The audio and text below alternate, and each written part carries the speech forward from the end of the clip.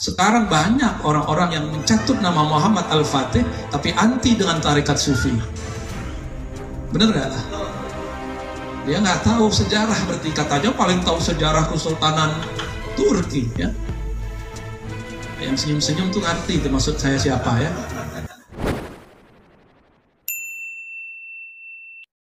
Dan sudah jelas Islam diturunkan di muka bumi ini untuk siapa?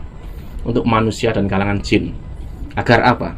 Untuk memperbaiki akhlak. Para asatis, para masyaikh, ya, keluarga Ajengan Hasan yang dari kemarin baca Quran, hasanallahu wajhak wa sautah. Amin ya rabbal alamin. Waduh, ajib. Bapak Ibu, tadi itu yang ajar gendang-gendang itu siapa, Bu? Beliau? Bukan, siapa? Ada yang lainnya? Nabi Khidir. Baik, kita temanya menarik nih, peranan thariqah dalam membangun peradaban. Di MUI waktu awal saya datang, kita memulai dengan lagu Indonesia Raya. Dan Bapak Ibu pasti sudah hafal lafaz yang ada dalam lagu Indonesia Raya. Bangunlah. Hafal nggak lagu Indonesia Raya? Jangan-jangan teroris ini. Bagaimana bacanya? Bangunlah jiwanya. Oke. Saya pernah nggak hafal, Bu, karena dulu mengharamkan lagu Indonesia Raya. Tapi ternyata isinya Islami sekali. Bangun jiwa dulu, baru bangun raga. Ternyata yang mendirikan bangsa ini orang-orang yang nggak jauh daripada thariqah. Anak dari Hadratus Syekh Hashim Ash'ari, namanya Kiai Abdul Wahid ya. Biasa kita sebut Kiai Wahid Hashim. Itu mengamalkan ilmu dari banyak kiai, salah satunya ayahandanya. Ayahandanya kan Hadratus Syekh Hashim Ash'ari, murid daripada waliullah Syekhana Khalil Bangkalan. Itu pengamal thariqah, punya hizib, punya ratib, terhubung kepada thariqah Naqsyabandi, juga Qadiri, juga Syazili, juga Ba'lawi, juga Khalwatiyah. Ada Bung Hatta. Bung Hatta itu nama aslinya kalau saya dengar dari kampungnya itu Attar. Tapi orang sana kalau baca R kan kayak orang Melayu biasa, Atta, ya jadi Atta. Ya, Muhammad Attar jadi Muhammad Atta. Alauddin Attar itu adalah menantu daripada Syekh Bahauddin Naqsyabandi. Ternyata beliau pernah mengambil dan mengamalkan zikir thariqat Naqsyabandiyah, Khalidiyah yang dipelajari di kampungnya Batu Ampar. Saya pernah ke sana. Bahkan kemarin pun dari sana. Ya, kita tunggu-tunggu tuh orang yang nantang-nantang kita nggak datang-datang. Di sono. Habis itu udahlah kita nggak mau lagi ngelayanin mereka udah. Ya. Buang-buang energi dan waktu. Ramainya cuma di sosial media. Ya. Ke depan saya udah nggak mau lagi. Kalau mau debat-debat sama mahasiswa kita aja. Karena yang ngajak debat ukuran-ukuran mahasiswa saya. Tuh kalau sombong begitu tuh ya. Astagfirullahaladzim.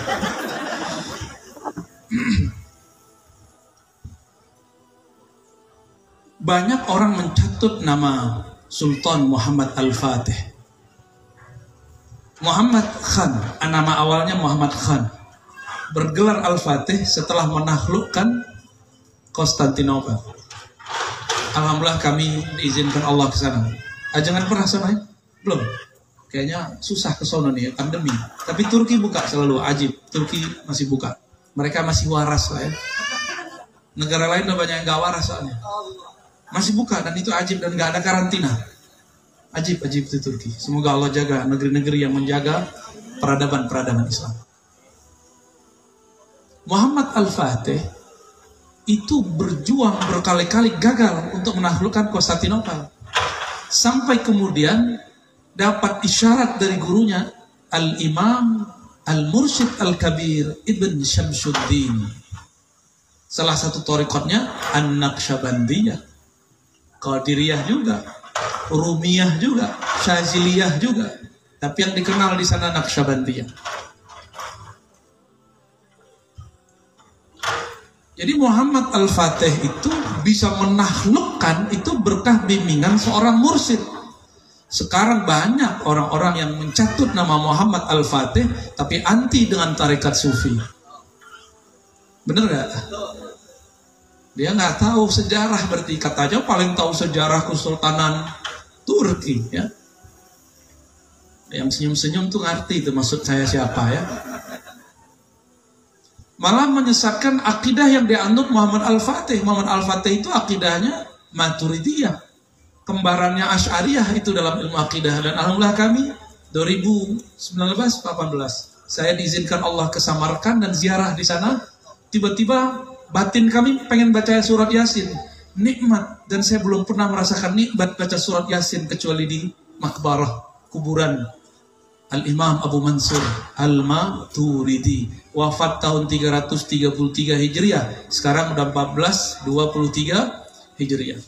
Ternyata di kuburan itu luas sekali ajengan. 400 ulama bernama Muhammad. Jadi itu makbarah Muhammadiyah namanya. Muhammad. Dan beliau itu seorang petani anggur, petani apel, tergantung musimnya. Jadi beliau ini ulama plus suka sedekah.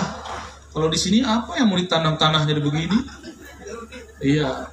Akhirnya jangan nanam kolbu aja ya. Alhamdulillah. Itu akidahnya siapa? Muhammad Al-Fatih. Muhammad Al-Fatih itu bermazhab Hanafi, bermazhab dia. Sekarang nama beliau dicatut, semangatnya diambil, tapi gerakan kerohaniannya gak diambil. Bisa gak mencapai apa yang dicapai beliau? Gak akan bisa. Maka saya menghimbau siapapun yang mengambil nama beliau, ikuti jejak beliau. Khilafah, kita semua merindukan khilafah, tapi bukan khilafah yang memberontak. Nabi tidak pernah menurunkan satu berhala pun dari kota Mekah, dari Ka'bah. Gak pernah. Berapa tahun Nabi dakwah di Mekah? 10 tahun. Gak pernah nyinggung Tuhan-Tuhannya. Ya gak ada. Maka amar ma'rufnya itu beda. Amar ma'rufnya butuh ada kesabaran. Sampai datang masanya Allah sudah berkalam kun, maka itu berhala turun dengan sendirinya. Yang menurunkan itu orang Mekah yang dulu nyembah itu. Bukan Nabi yang nurunin. Nabi perintahkan, ini perintah dari Allah, kalian yang dulu nyembah itu, yang setelah masuk Islam turunin 300. Berapa jumlahnya? 313. Hati jumlah 313. Itu jumlah Nabi 313. Jumlah wali Allah 313, pangkat kutub. Tapi kutub setan juga 313. Itu Lata Uzza kan nama iblis itu. Berhalanya dibuat di sono, tapi Lata Uzzanya kan iblisnya beda. Dia belum mati loh sampai sekarang. Kalau dia turun, dia muncul lagi di umat ini, maka si Lata Uzza akan berhasil kepada kebanyakan umat mempraktekkan syirik. Tarekat itu memberantas syirik khafi. Syirik yang ada di dalam hati nurani diberantas dengan la ilaha illallah. Ada yang bisa dengan zikir lembut, ada yang nggak bisa. Khusus Thariqat Qadiriyah Naqsyabandiyah, maka cara mengikis syiriknya dengan dihentakkan kalimat Allah, ditinggikan suara, hilanglah syirik-syirik yang tersembunyi.